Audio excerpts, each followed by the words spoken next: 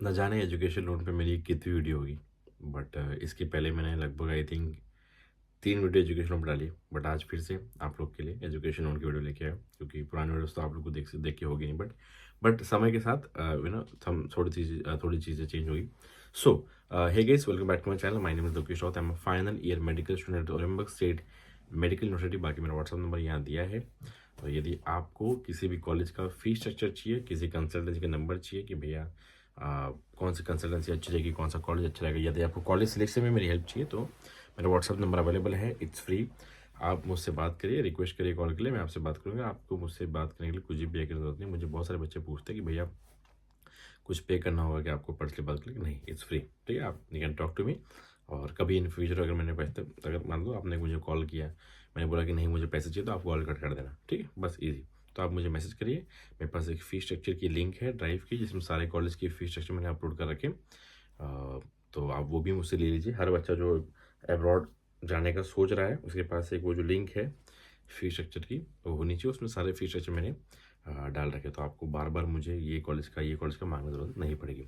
बाकी जिन लोगों ने सब्सक्राइब नहीं करा है, नीचे दिए गए सब्सक्राइब बटन में जाके क्लिक करिए और चैनल को लाइक ज़रूर करके आइए। Okay, so now will start a video. ठीक है, हर बार बताना पड़ता है क्योंकि हर बार कोई नए व्यूवर जुड़ते हैं। जो पुराने हैं थोड़ा आपके लिए इरिटेटिंग होगा, बट कोई दिक्कत नहीं। सो एजुकेशन लोन का सबसे पहले क्वेश्चन मुझे बच्चों का ये होता है कि भैया वर्थ इट है क्या। देखो, वर्थ इट या वर्थ इट नहीं, ऐसा नहीं होता। एजुकेशन लोन आदमी तब लेता है जब आदमी को पैसे की ज़रूरत होती है। यदि आपको डॉक्टर बनना है और आपके पास पैसे नहीं है, और तो आपको एजुकेशन लोन लेना पड़ेगा। वो गलत है सही है वो चीज़ ही नहीं है उसमें। भैया मैं एजुकेशन लोन लेके अब्रॉड हो गया, तो एजुकेशन लोन लेके अब्रॉड तभी है जब आप में खुद एक कॉन्फिडेंस है कि हाँ मैं भैया एफएमजी या जो अगर नेक्स्ट एग्ज़ाम होती है तो मैं वो निकाल लूँगा। अगर आप में वो कॉन्फिडेंस है तो एजुकेशन लोन लेके आइए। अगर आपको लग रहा है कि नहीं अपने पढ़ाई में उतना अच्छा नहीं है, अपने से नहीं हो पाएगा, तो एजुकेशन लोन लेके मत आइए। अननेसरी आप पे 30-40 लाख रुपए का लोन हो जाएगा। एंड आप जब यहाँ से ग्रेजुएट हो जाएंगे, तो जब से आपसे जब इंडिया में एग्ज़ाम नहीं निकलेगी, आपके सर पे वो बर्डन रहेगा, क्योंकि एजुकेशन लोन आपके नाम पे होता है, ना कि आपके पेरेंट्स पे। ठीक। सो बाकी एजुकेशन लोन मुझे बहुत लोग पूछते हैं कि भैया इतना लिया तो कितना चुकाना पड़ेगा। तो आपको मैं रफ आइडिया देता हूँ। जनरली वो 1.5 या 1.75 से उसको मल्टीप्लाई कर लिया करो ऑन एवरेज। यदि आप 20 लाख लेते हो तो लगभग वो 30 के आसपास, यू हैव टू पे 30-35 के आसपास। ठीक है, अगर आप 15 लाख लेते हो तो आपको 25 लाख के आसपास देना पड़ेगा। तो यही एक तरीका होता है। को बहुत लोग आपको बोलेंगे कि एजुकेशन में ये नहीं लगता है, इंटरेस्ट कम लगी है, but over the 6 years period of time उस पर बहुत अच्छा खासा इंटरेस्ट चढ़ जाता है। एजुकेशन लोन की ईएमआई कब से स्टार्ट होती है, ये भी एक क्वेश्चन था। तो एजुकेशन लोन मान लो आपने फर्स्ट ईयर में ले लिया, तो आपको 6 साल का आपका अगर कोर्स है, यदि आपका रशिया में 6 ईयर्स का कोर्स है, तो 6 साल कोर्स कंप्लीट हो जाता है। उसके बाद और 1 साल आपको एक्स्ट्रा मिलता है, उसको मॉनिटरिंग पीरियड बोलते हैं, जिसमें आपको लोग जॉब लगने के लिए आपको थोड़ा बहुत समय देते हैं सेटल होने के लिए। मतलब अगर आपने लिया, जब भी आपका कोर्स कंप्लीट हुआ, या जो आपके 6 ईयर्स कोर्स है, आपने लोन लिया, 6 ईयर्स खत्म हो गए सेम डेट को, और उसके बाद और 1 साल आपको दिया जाता है। जनरली फर्स्ट टाइम लेने के बाद आपको 7 साल बाद भरना पड़ेगा। ठीक है, तो ऐसा है। कोर्स कंप्लीशन के 1 साल बाद से आपकी ईएमआई स्टार्ट होती है। एजुकेशन लोन के लिए इंटरेस्ट कितना होता है, तो जब मैंने लिया था एजुकेशन लोन, तो उसके लिए interest rate I paid around 8.5% 2019, 2020 की बात है, और कोविड टाइम की बात है, 2020 की बात। और गर्ल्स के लिए जनरल एजुकेशन लोन का जो इंटरेस्ट है वो 0.5% is lesser than what boys are asked to pay. तो आज के डेट में education loan is around somewhere around 10% के आसपास आपको मिलेगा। तो 10% हो सकता है, 10.5% बॉयज़ के लिए हो, 10% गर्ल्स के लिए हो, या तो 10% बॉयज़ हो, 9.5% गर्ल्स हो। गर्ल्स के लिए it will be always 0.5% less. चलो, ये भी क्वेश्चन बता दिया। एजुकेशन लोन के लिए मॉर्गेज लगता है क्या? नहीं। एजुकेशन लोन अगर आपको 7.5 लाख तक चाहिए, तो आपको 7.5 लाख तक की मॉर्गेज नहीं लगता है। लीगल टर्म्स में ये लिखा गया है, for every bank there is without collateral loan 7.5 lakh उसको अलाउड होता है। हर बैंक में कुछ प्रोग्राम्स होते हैं। जैसे मैंने पंजाब नेशनल बैंक से लिया था, तो पंजाब नेशनल बैंक में पीएनबी, ठीक है, पीएनबी उड़ान करके प्रोग्राम था, जिसमें वो अब्रॉड जाने वाले बच्चों को लोन देते थे। तो उस प्रोग्राम में मैंने अप्लाई किया था। मैं आपको बताऊंगा कैसे कैसे होता है। मैं आपको पहले थोड़ा आपको डाउट क्लियर कर दूँ, ठीक है। सो 7.5 लाख का यदि आपको लोन चाहिए तो you'll get that without mortgage, but if you need more than 7.5 lakh आपको कुछ ना कुछ गिरवी रखना पड़ेगा। आई बात समझ में? तो जो बच्चे बोलते हैं कि भैया 15 लाख चाहिए, 20 लाख चाहिए, जितना चाहिए उतना मिलेगा, बट कुछ ना कुछ गिरवी रखना पड़ेगा। अभी नेक्स्ट क्वेश्चन, क्या क्या गिरवी रख सकते हैं, एसेट्स क्या क्या है? लाइक बहुत लोग को होता है कि भैया प्लॉट है, खेत है, रख दे गिरवी, नहीं हो पाएगा।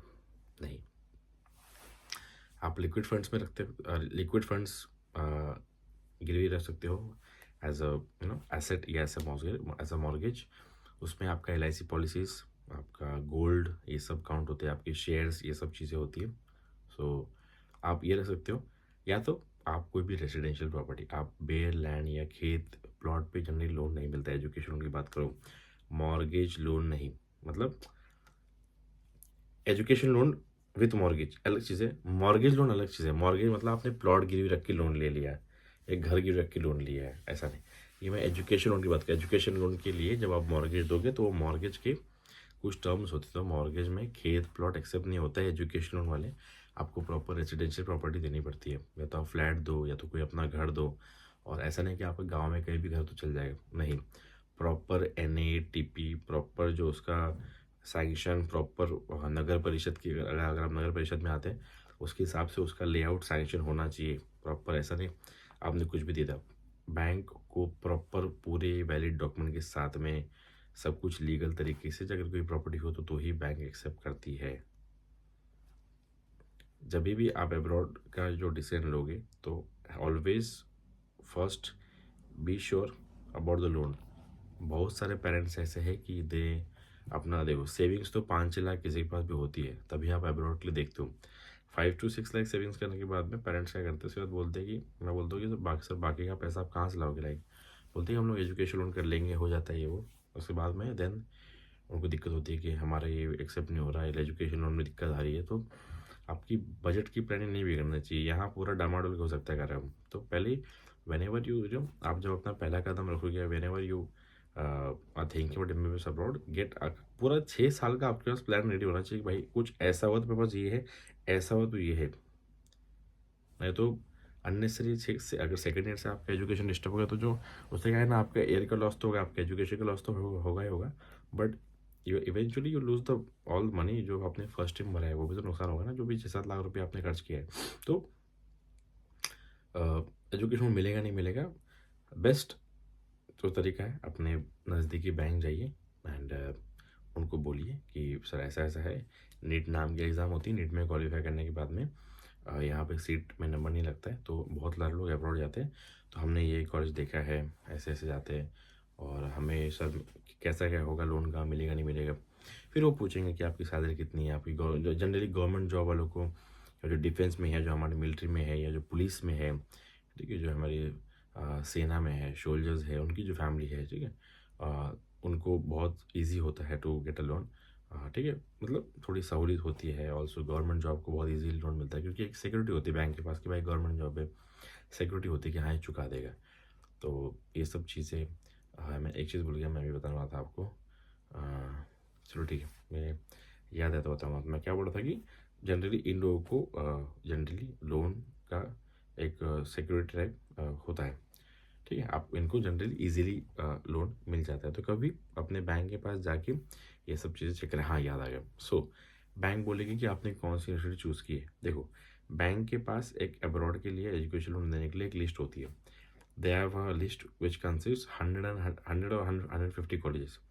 100-150 कॉलेज की लिस्ट होती है। उसमें इंडिया को छोड़ के बाकी सारे देशों के टॉप कॉलेजेस के नाम होते हैं, और उसमें MBA के होते हैं, इंजीनियरिंग के होते हैं, MBBS के होते हैं, बहुत सारे कोर्सेज के मिक्सअप करके उसमें 150 कॉलेज की बैंक के पास लिस्ट होती है।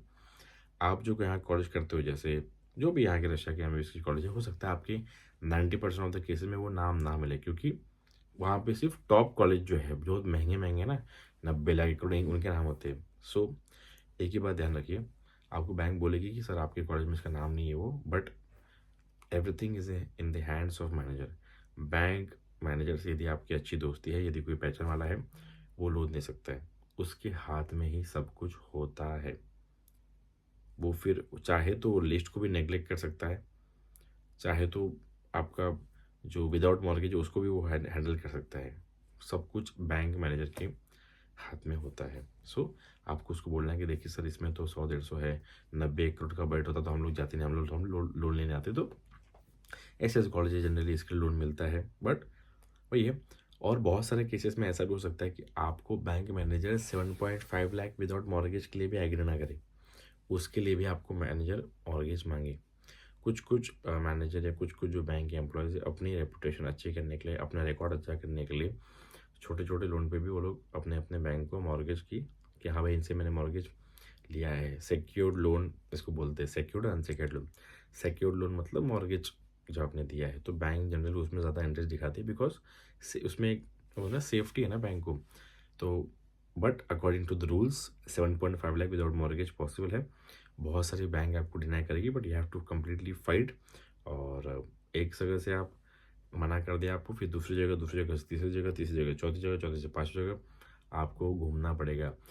एजुकेशन लोन लेना इतना इजी नहीं है जितना आपको लगता है। एजुकेशन लोन लेना एक बहुत ही कठिन कार्य है, आज के ज़माने में कठिन हो गया है। उसके बाद फिर आपको ये भी बोला जाएगा कि आपको मतलब ऐसा बहुत सारे लोग बोलेंगे कि रशिया में वॉर चल रहा है, ये चल रहा है, वो चल रहा है, बट आपको उनको बताना है कि सर ऐसा कुछ नहीं चल रहा है। जो हुआ तो ऑलमोस्ट 2-3 साल से ये खबर आ रही है, बट बच्चे रशिया सबसे ज़्यादा जाते हैं और ऐसा कुछ चल नहीं रहा है, सब कुछ सही है। यू हैव टू कन्विंस, उनके साथ आपको प्रॉपर बात करनी पड़ेगी। लोन करते वक्त कभी भी अपने आप को बहुत ही स्टेबल रखिए, बहुत ही मेंटली स्ट्रांग रहिए। और आपको बहुत, क्योंकि ये गवर्नमेंट का काम है, आप जाओगे ना, हो सकता है आप 2-2 3-3 घंटा बैठे रहो और आपको कोई घास भी ना डाले। वो आपको बोले कि भाई कल ये डॉक्यूमेंट लेके आना, आप लेके जाओ, फिर वो बोले कि भाई कल आओ, आज मत आओ। फिर वो बोल सकते कि भाई ये डॉक्यूमेंट गलत हो गया, फिर से बनाओ। तो एक गवर्नमेंट का काम है। और हो सकता, हाँ, प्राइवेट बैंक से loan you'll get, but at a high interest rate. कभी याद रखना, जहाँ से मिल रहा है ना बेटा ले लो प्लीज़। ये बोला कि भैया वो तो दे रहे थे लेकिन इंटरेस्ट रेट ज़्यादा है, नहीं। हाँ, आप स्टैंड बाय पे रखिए उनको, if you get somewhere else at lesser interest rate आप उसे लीजिए, बट ये मत बोलिएगा कि भैया इनका इंटरेस्ट रेट ज़्यादा है। एजुकेशन लोन अगर आपको दे रहे तो ले लो, वो नहीं देंगे। और सही बच्चे फिर से मेरी बात ध्यान सुनिए, सिर्फ 7.5 लाख से आपका काम बनेगा नहीं दीदी। और 7.5 लाख जो भी आपको मैंने बोला है कि विदाउट मॉर्गेज मिलता है, वो भी ऐसा नहीं कि वो वन शॉट दे देंगे 7.5, no, they will divided with the number of years you are studying. जैसे हम लोग यहाँ 6 साल पढ़ रहे हो तो 7.5 लाख के 6 टुकड़े होते हैं। लीगली अगर आप देखो तो ऐसे ही होता है, ठीक है। हाँ, उसमें ऐसा हो सकता है कि आपकी फर्स्ट ईयर की फ़ी यदि 3 लाख है तो आपको 3 लाख दे दे बैंक ने। सेकेंड ईयर आपने बोला कि 1.5 लाख की फ़ी है तो 1.5 लाख दे दिया, ऐसा हो सकता है। बट कभी वन शॉट पेमेंट नहीं होगा। जैसे मान लो आपने 20 लाख का लोन लिया, तो 20 लाख का लोन लिया तो आपने मॉर्गेज रख दिया, बट आपको बोला कि मुझे 20 लाख से एजुकेशन लोन चाहिए, तो बैंक आपको 20 लाख एक साथ नहीं देता है, ऐसा नहीं होगा। कभी पर ईयर के हिसाब से होता है। हाँ, यू कैन डू दैट कि पहले साल भैया सर मेरी 5 लाख फ़ी है, फिर 3 लाख फ़ी है, 4 लाख फ़ी है, 2 लाख फ़ी है, वैसे हो सकता है, that's possible. But at one shot payment 20 lakh लेना ऐसा पॉसिबल नहीं। स्टिल सब कुछ मैनेजर के हाथ में होता है। मैनेजर चाहे तो वन शॉट भी आपके इसमें पैसा डाल सकते हैं। नेक्स्ट चीज़, भैया पेमेंट कैसे होती है। देखो, रशिया में अभी सैंक्शन लगे, ट्रांजैक्शन सैंक्शन, तो डायरेक्ट आप इंडिया से किसी भी बैंक, इंडिया रशियन बैंक में पैसा नहीं भेज सकते, दैट्स नॉट पॉसिबल। कोई भी इंडिया की बैंक यहाँ की यूनिवर्सिटी के अकाउंट में पैसा नहीं डाल सकती। अभी ये सब चीज़ें बंद है, सैंक्शन लगे हुए हैं। तो सर, तो भैया पेमेंट कैसे होगा। इस केस में आपको अपने बैंक से कन्विंस करना पड़ेगा कि सर इतना इतना अमाउंट है, ये लोन डिमांड लेटर है। वैसे कुछ कुछ कंसल्टेंसी बना के देती है जो ऑफिशियल कॉन्ट्रैक्ट है। हाँ, उस केस के लिए आप मेरी हेल्प ले सकते हैं, मेरा व्हाट्सअप नंबर दिया है, ठीक है। मैं आपको ऐसी कंसल्टेंसी बताऊंगा तो जो ये अच्छे से प्रॉपरली करके देती है, प्रॉपर आपको लोन डिमांड लेटर बना के देगी। कुछ कुछ कंसल्टेंसी ऐसी भी जो खुद भी लोन प्रोवाइड करती है। यदि आपको उनके भी नंबर चाहिए तो व्हाट्सएप मैसेज में, जैसे किसी किसी बच्चे के पास में कोलेटरल नहीं है, उसके बाद भी उसको लगभग 15 लाख तक लोन चाहिए, कुछ भी चाहिए, तो ऐसी कंसल्टेंसी है जो लोन प्रोवाइड करती है। बड़ी बड़ी कंसल्टेंसी है जो विदाउट मॉर्गेज भी आपको लोन प्रोवाइड करेगी। यू कैन व्हाट्सएप मैसेज में, नंबर यहाँ दिया है, आप अभी ही मेरे से डिटेल ले लीजिए। क्योंकि एक बार मई जून का समय निकल गया, मैं अपने प्रिपरेशन में लग गया, मैं ग्रेजुएट हो गया, I start preparing for FMG। इसमें मैं आपको रिप्लाई नहीं कर पाऊंगा। तो जो भी आपको पूछना है, जिस बच्चे को जो फीस स्ट्रक्चर चाहिए, किसी कंसल्टेंसी का नंबर चाहिए, एजुकेशन की डिटेल चाहिए, तुरंत व्हाट्सएप मैसेज करिए, बिफोर हो सके तो मे के पहले निपटाइए, ठीक है। I will be much more active अभी इस टाइम पे। तो हाँ, तो जैसे मैंने बोला कि हाँ कि कुछ कुछ कंसल्टेंसी है जो एजुकेशन लोन ऐसे देती है। सो मैंने जैसे बोला कि डायरेक्टली इंडिया की कोई बैंक रशिया के बैंक में पे नहीं कर सकती। उस केस में आप कैसे करोगे? उस केस में आपको बैंक को कन्विंस करना पड़ेगा कि सर ये लोन डिमांड ड्राफ्ट लेटर है, और आप एक बार यूनिवर्सिटी को मेल करके तो पूछ लो कि ऐसा ऐसा ये कंसल्टेंसी ऑफिशियल पार्टनर है, तो इनको पैसा दो क्या? तो फिर यूनिवर्सिटी बोलेगी हाँ ये हमारा ऑथराइज पार्टनर है, इनको आप पे करिए। आप ऐसा या तो ऐसा कर सकते हैं, क्योंकि कुछ कुछ बैंक वाले मैनेजर बोलेंगे कि हम दे तो देंगे आपको, बट मुझे आपके यूनिवर्सिटी से मेल को भी रिप्लाई चाहिए, तो आपके यूनिवर्सिटी पर मैं मेल करूँगा और उनसे रिप्लाई अगर आता है ग्रीन सिग्नल तो मैं आपको दूंगा। तो इन केसेस में या तो ब्रांच जैसे जो बैंक है ऑफिशियल कंसल्टेंसी के अकाउंट में डाल सकता है आपके बोलने पर, एंड देन आप प्रॉपर पे करके जो आपका जितना भी फी होगा उसका रिसिप्ट आप दोगे, या तो आप अपने अकाउंट में पैसा ले सकते हो। उस पैसों का आप अपने कंसल्टेंसी को दे के रूबल में कन्वर्ट करा के जो भी है। तो फिर से वही बात, everything is in the managers hand. Manager चाहे तो बोल देगा कि नहीं नहीं नहीं हम तो कैसे देंगे, हम तो सिर्फ यूनिवर्सिटी को ही पे करेंगे, जो अड़े रहेंगे। फिर आप बोलोगे सर सैंक्शन लगे आप नहीं पे कर सकते ऐसा, but you have to convince, ठीक है। बैंक मैनेजर चाहे तो अपने अकाउंट में भी डाल सकता है आपके वाले, या तो कंसल्टेंसी किस में भी चाहता है, सब कुछ मैनेजर के हाथ में होता है। आई बस समझ में? चलो मैंने बहुत सारी चीज़ें क्लियर कर दी है। एजुकेशन लोन आपके नाम पे ही चढ़ता है, बट उसके लिए गारंटर भी रखना पड़ता है, ठीक है। आप उसमें एज अपने फादर को रख सकते हो या तो अपने मौसा जी को रख सकते हो, तो ऐसे केस मतलब आप रख सकते हो। सो गारंटर एक होना चाहिए, लोन के लिए गारंटर लगता है, उसके भी डॉक्यूमेंट कुछ उसके दस्तावेज भी लिए जाते हैं। सो अब ये सब चीज़ें मैंने तो क्लियर कर दी। 17 मिनट का जो ये अब तक हो गया अपना सेशन, इसे मैंने जो सारे FAQs है अबाउट एजुकेशन लोन क्लियर कर दिया। नाउ अभी मेन पार्ट शुरू हो गया, एजुकेशन लोन मिलता है कैसे। देखो सबसे पहले you have to finalize the college. Education loan के लिए कोई भी बैंक आपको पहले तो या तो कुछ ना कुछ मांगेगी कि सर आपका एडमिशन हुआ है क्या। द ओनली प्रूफ कि आपका एडमिशन हुआ है the admission letter. Admission letter अगर आप बैंक को दोगे तो आप बैंक में हाँ चलो आपका एडमिशन हो गया, आप उस कॉलेज ने आपको एक्सेप्ट करा है। तो एडमिशन लेटर के लिए सबसे पहले आपको इस पर मैसेज करना है, मुझे पूछना है कि भैया कौन सा कॉलेज, क्या कॉलेज, कौन सी consultancy. Then I help you take register to the college. Registration होने के बाद आपका एडमिशन लेटर आता है। उस एडमिशन लेटर के उस जैसे आपका एडमिशन लेटर आ गया, मान लो अभी आपके पास, this is the first step. आप बैंक जाओगे एडमिशन लेटर के साथ में, बोलोगे सर मेरा इस यूनिवर्सिटी में एडमिशन हुआ है उराल स्टेट मेडिकल में, और ये मेरा एडमिशन लेटर है। वो बोलेगी अच्छी बात है बेटा, एक काम करिए, विद्या लक्ष्मी पोर्टल एक साइट है, विद्या लक्ष्मी पोर्टल, वही आपको बताएंगे कि विद्या लक्ष्मी पोर्टल एक वेबसाइट है एजुकेशन लोन के लिए, उसमें अप्लाई करिए, उसमें अपना एक ID लॉगिन ID पासवर्ड बनाइए और अपना एक बेसिक फॉर्म भरिए कि आपका नाम क्या है, किस कॉलेज जा रहे हो, कितने पैसों की आपको ज़रूरत है, फर्स्ट में कितना खर्चा आएगा, सेकंड में कितना आएगा, फ्लैट के लिए कितना चाहिए, पर्सन के लिए कितना चाहिए, ये सब चीज़ें जब आप भरोगे फिर विद्या लक्ष्मी पोर्टल में आपको बैंक सेलेक्ट करने का ऑप्शन आता है। फिर आप बैंक सेलेक्ट करोगे, आप पंजाब नेशनल बैंक ये चाहिए मेरे को एक, तो वो आपने सेलेक्ट करा, ठीक है।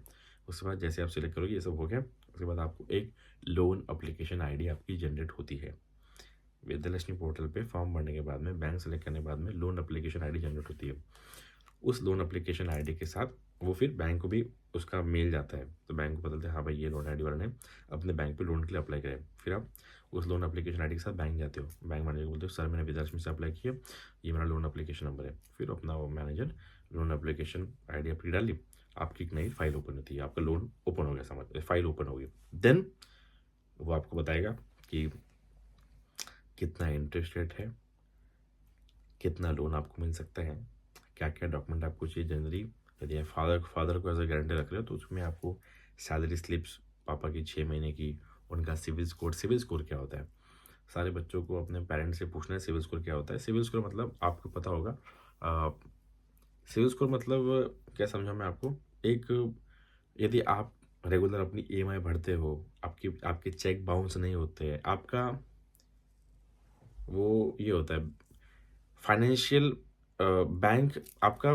बैंकिंग का वो है, वो बैंकिंग का एक ऐसी जिससे आपका फाइनेंशियल आप कैसे संबंध रखते हो वो पता चलता है। लाइक आप गलत चेक तो नहीं देते, आपके चेक बाउंस तो नहीं होते बार बार, या तो आप ईएमआई तो स्किप नहीं करते। जितना आपने कोई लोन लेकर रखा मान लो, ठीक है, आपका घर का लोन है, कोई पर्सनल लोन है, उसकी ईएमआई आप स्किप करते हो, आपकी महीने महीने की ईएमआई छोड़ रही हो, तो आपका सिविल स्कोर गिरता है। तो generally a good score is considered somewhere around 680 के आसपास, 650, 680, 700 is a good civil score. तो बैंक सिविल स्कोर भी देखती है। तो आपको 6 महीने की सैलरी स्लिप लगेगी, सिविल स्कोर आपका अच्छा होना चाहिए, आप पे कोई दूसरा। हाँ, मुझे बहुत सारे बच्चे पूछते हैं कि भैया मेरे घर पे ऑलरेडी लोन है, होम लोन है, तो फिर मुझे एजुकेशन लोन मिलेगा क्या? ब्रदर, इस केस में बैंक ही आपको बेस्ट जॉब दे सकता है, ठीक है, बैंक ही आपको बेस्ट जॉब दे सकता है, बैंक से इंक्वायर करिए। तो कहाँ थे आप लोग कि आपका लोन एप्लीकेशन आईडी ओपन हो गया, देन आपको बैंक बोलेगी कि मुझे सैलरी स्लिप चाहिए, आपका आधार कार्ड चाहिए, पैन कार्ड चाहिए, ये चाहिए, वो चाहिए, मम्मी का चाहिए, बहन का चाहिए, जो भी चाहिए वो सब आपको बैंक बताएगी। फिर आपने मान लो विद मॉर्गेज वाला लिया है, तो विद मॉर्गेज के लिए कुछ दिनों बाद में बैंक बोलेगी कि सर आपकी प्रॉपर्टी देखने हमारे साइड से एक वकील आएगा, उसकी इतनी इतनी फीस है, 12,000 रुपये के आसपास, उतनी आपको, उतने हम लोन में अमाउंट में से माइनस कर लेंगे, आपको उसको अलग से कुछ पे नहीं करना है। तो मान लो 7.5 लाख जो आप लोन लेते हो ना, उसमें 12,000 रुपये के आसपास लॉयर की फ़ीस कटती है, और 12-13 हज़ार रुपये के आसपास आपका इंश्योरेंस बनता है। आप बोलोगे आप भैया इंश्योरेंस क्या है? तो आपका ये मेडिकल इंश्योरेंस बनता है, एक कंपनी से बैंक इंश्योरेंस बनवाती है। तो 7.5 लाख में से मतलब जो भी अमाउंट का आप लोन के लिए अप्लाई करोगे, उसमें से एक एडवोकेट का पैसा जो आपके प्रॉपर्टी को आएगा चेक करने, उसका पूरा एस्टिमेट बनाएगा कि उसका एस्टिमेट वैल्यू कितना है आपके प्रॉपर्टी का, वो देखता है। फिर वो बैंक को एस्टिमेट देता है कि हाँ भाई इसकी प्रॉपर्टी का एस्टिमेट वैल्यू मान लो कि 1 करोड़ है, मान लो 1 करोड़ आपकी प्रॉपर्टी का एस्टिमेटेड वैल्यू है, तो आपको जो लोन है वो 85 लाख मिलेगा। जितना भी आपका एस्टिमेटेड प्रॉपर्टी का वैल्यू होता है उसका 85% तक आपको लोन सैंक्शन होता है। 1 करोड़ यदि वैल्यू है तो आपको 85 लाख का लोन मिलेगा। 1 करोड़ की वैल्यू पे 1 करोड़ का लोन नहीं मिलेगा। 1 करोड़ की वैल्यू अगर आपकी बन रही है तो उस पर 85 लाख का मिलेगा। जितने भी आपकी वैल्यू बन रही है उसका 85% का आपको लोन बैंक सैंक्शन कर सकती है। तो एडवोकेट का जो पैसा है वो कटता है लोन अमाउंट में से, और आपका एक मेडिकल इंश्योरेंस बनता है। अब जैसे मैं बोला कि मेडिकल इंश्योरेंस क्यों, तो आप अब्रॉड में पढ़ रहे हो, खुदा न खास्ता यदि आपको कुछ हो गया, आप किसी कारणवश आप एक्सीडेंट हो गया, कुछ हो गया, या आप नहीं रहे, you know long in this world, उस लोन की भरपाई कौन करेगा? तो इंश्योरेंस कंपनी से बैंक इंश्योरेंस करवाते हैं आपके नाम पर, जो भी 12-13 हज़ार का जो भी होता है वो उसी में से पैसों में से कटते हैं। देन वो इंश्योरेंस कंपनी से बैंक आपका जो भी पैसा बनता है वो ले लेगी, तो कुछ अमाउंट उसमें से रिकवर हो जाएगा। यदि एजुकेशन लोन जितना आपका है उससे ज़्यादा इंश्योरेंस कंपनी से पैसा आ रहा है, तो एजुकेशन लोन का क्लोज करके रिमेनिंग अमाउंट आपके घर पे हो जाता है। आई बात समझ में? 6 साल का जो भी, अब बैंक ने कितना भी मान लो कि आपका मान लो 50 लाख का इंश्योरेंस बन लिया होगा, जो भी आप जब जो भी आपका इंश्योरेंस बैंक ने बनाया, मुझे पता नहीं, बट मेरे तो हमारे 13,500 कुछ कटे थे मेरे, और मेरे मैनेजर ने ये बोला था कि भाई अगर तेरे को कुछ हो गया तो हम इंश्योरेंस कंपनी से पैसा लेंगे और ये लोन तुम्हारा क्लोज करेंगे, और यदि कुछ पैसे कम पड़ते तो योर फैमिली विल पे, इधर ज़्यादा बनते हैं तो आपका लोन क्लोज करके रिमेनिंग पैसा विल गिव टू फैमिली। तो ऐसा चीज़ें होता है। हाँ, इसमें अभी कोई चेंजेस हो सकती है। I am talking this about on with the perspective of जब मैंने लोन लिया था 2020 में। सो ऐसी चीज़ें हैं। फिर आपका जो प्रॉपर्टी का मॉर्गेज का एक एस्टीमेट आ गया, बैंक ने दे दिया, फिर बैंक आपको बोलेगी ऐसा ऐसा लोन है, फिर धीरे धीरे आपका 2 से 3 महीने में जनरली प्रोसेस होता है। सब कुछ बैंक पे डिपेंड करता है, बैंक चाहे तो जल्दी भी कर सकता है, बैंक चाहे तो उसको 1 साल भी खींच सकता है। यदि आपका सब कुछ चीज़ें क्लियर रही तो आपको फटाफट लोन मिल जाएगा। बस ऐसे ही होता है लोन का मेन प्रोसेस, आपको बैंक ही एक्सप्लेन कर सकती है। मैंने आई होप कि आपके बहुत सारे डाउट आपको क्लियर कर दिए होंगे। सो कुछ नहीं करना है, बैंक ही जाना है, बट आपके पास प्रॉपर एक एडमिशन होना चाहिए, और टाइम टू टाइम जैसे आप हर साल यहाँ पे पास करोगे तो यहाँ से आपको कोई कोई बैंक बोलती है रिजल्ट भेजिए, तो आपको डीन ऑफिस जाना है, उसको बताना है कि सर कुछ रिजल्ट ऐसा मुझे दे दो। तो डीन ऑफिस आपको फर्स्ट ईयर का कि आपने फर्स्ट ईयर क्लियर किया, सारे सब्जेक्ट यू आर पास, ऐसा कुछ आपको एक लेटर बना के देती है जो आप बैंक को भेज सकते हो, और बैंक फिर आपको सेकेंड ईयर का फी देगी, फिर थर्ड ईयर का देगी, फोर्थ ईयर का देगी, फिफ्थ ईयर का देगी। सब कुछ बैंक मैनेजर के हाथ में होता है मोस्ट ऑफ द केसेस में। अब लोन देने वाले जो कुछ बैंक है उनके नाम मैं बता देता हूँ। यानी पंजाब नेशनल बैंक लोन देती है, अच्छा, बैंक ऑफ बड़ौदा लोन देती है। SBI बहुत ही कम इंटरेस्ट लेगी इन सब चीज़ में। वो रशिया का नाम सुन के मना कर देते हैं, पता नहीं क्यों। उनका लंच ब्रेक से उनको फुर्सत नहीं मिलती है। और कैनरा बैंक भी लोन देती है, बैंक ऑफ महाराष्ट्र लोन देती है। तो ये सब कुछ बैंक्स हैं। और कभी भी ट्राई करिए कि सबसे पहले अप्रोच करिए उस बैंक में जिस बैंक में आपके पापा का सैलरी अकाउंट हो। Where first try to approach that bank. जो भी हर घर की एक होमली बैंक होती है, हमारे जनरली वी यूज़ SBI, हमारे SBI चलता है। तो अभी SBI में हमने ट्राई किया था, then I move to PNB। और PNB में जैसे आपने लोन के लिए अप्लाई किया तो PNB में आपका अकाउंट भी खोलना पड़ता है, ठीक है। तो आपका और आपके फादर का दोनों का account, loan and loan guarantor का अकाउंट होना चाहिए। आपने कैनरा बैंक में अप्लाई किया तो कैनरा बैंक में जब अप्लाई करते हो तो फर्स्ट डे भी आपका वहाँ पे अकाउंट खुलता है। जो गारंटर है उसका अकाउंट खुलना पड़ता है। आपके और आपके पापा का जनरली अकाउंट हम लोग पापा को एज गारंटर रखते हैं, और तो उनका अकाउंट खुलता है। सो ये सब चीज़ें हैं।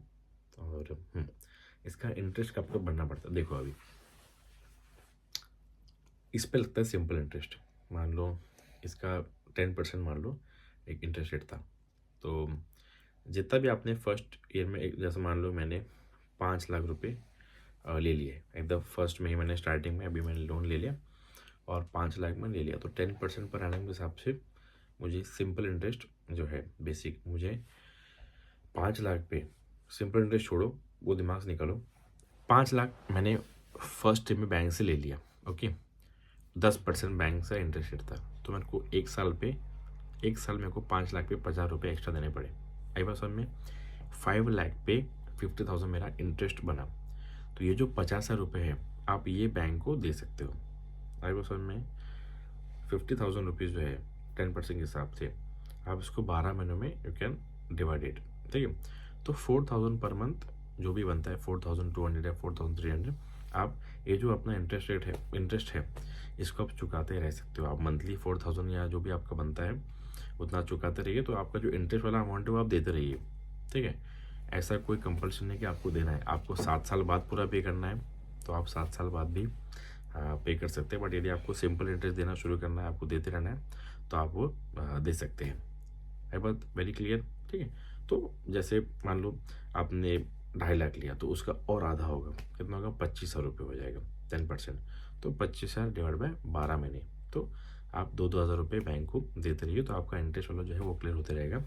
और कोई कंपल्सन नहीं, आपकी इच्छा है कि मुझे अभी कुछ नहीं देना है तो आप 6 साल या जो 7 साल बाद जो भी आपको 1 साल मिलता है उसके बाद में आप दे सकते हैं। आपका जैसे 7 साल कम्प्लीट हो जाएगा तो बैंक आपको बुलाएगा।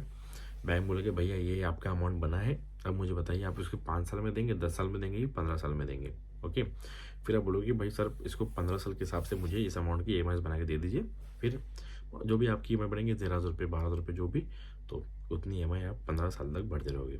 आप कभी कभी बड़ा अमाउंट डाल के थोड़ा उसको शॉर्ट भी कर सकते हो। तो वो डिपेंड करता है आपको कब अमाउंट भरना है, बट उतना अमाउंट आपको भरना है, ओके। चलो आई होप अब क्लियर। इसके बाद कुछ अगर डाउट होगा तो मेरा व्हाट्सअप नंबर दिया है। हाँ वीडियो थोड़ी बड़ी बन गई है बट इसका काम था, मैं नहीं चाहता कि किसी बच्चे को इन्फॉर्मेशन छूटे, ठीक है। तो सब्सक्राइब करिए। और बाकी सारे पेरेंट्स यदि आपको कोई डाउट है व्हाट्सअप नंबर दिया है, मैसेज करिए। आपको कॉलेज रिगार्डिंग सब कुछ कोई भी कंसल्टेंसी ये वो कुछ भी मेरी हेल्प चाहिए प्लीज़ मुझसे मांगिए। किसी रैंडम एजेंट पर ट्रस्ट करना सच्चा है, मुझसे बात करिए। बाकी मेरा सुनना आपके हाथ में। बाकी तो लगता है सुनिए तो नहीं मत सुनिए, बट एक बार मेरे ज़रूर सुन लीजिएगा। कुछ भी डिसीजन से पहले मुझसे ज़रूर पूछिएगा। सारे बच्चे जो वीडियो देख रहे हैं अभी के अभी मुझसे फीस स्ट्रक्चर सारे ले लेंगे, ओके। चलिए शुभ रात्रि।